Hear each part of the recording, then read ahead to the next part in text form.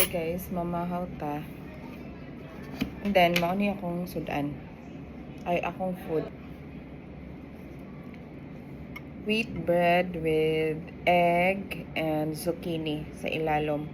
Then, ay gamay nga mayonnaise. Naunta. Ako dalagikan sa Japan nga nato. Third time na nako ni siya nga kaon karon. Acquired taste ni siya guys. Primero na curious lang ko. And then ikatulo na nako ni siyang kaon. Actually ganahan ko niya. Pag abot din sa Pilipinas, ako ni siyang gi-freezer. Di-defrost ako siya gabi kaya ako siyang kanon karon. So mo ni yan inclusion sa sulod. Yun perfect yun din ni siya guys pag na ay rice and egg daw pero wala ako ning sulay. So ato lang siyang i-try or ato lang siya kanon as is. So mo ni yang kuan mara og toyo, mo ni yang mustard. Perfect daw ni siya og hot rice with egg yolk. And then mo ni yang sulod fermented beans day ni siya guys, soy beans. Bihan na to ha. Actually ana sila healthy daw ni siya. Nya ginakaon ni siya sa mga Japanese og breakfast. Gina-serve po ni siya sa hotel for breakfast. So ana siya guys.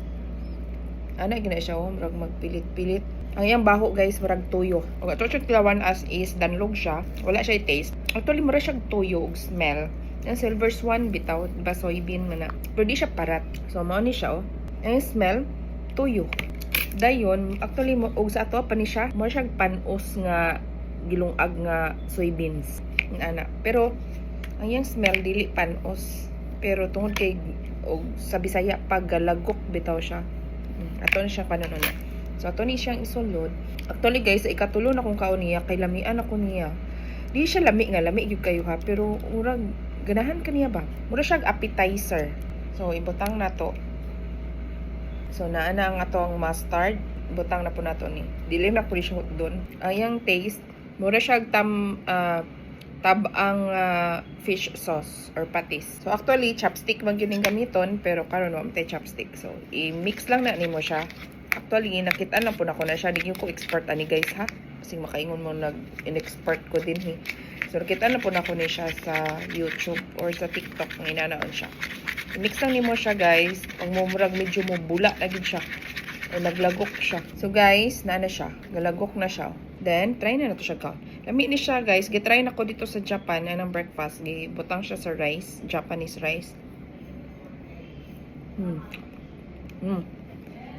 Lami siya guys. Ayan taste. Kayo. Masyag mild nga soy sauce. And then, parat. Kaya na naman itong iya ang mga condiments. Mara o. Appetizer siya guys, but this is very healthy daw. Ako lang i-flash sa screen sa yung mga health benefits.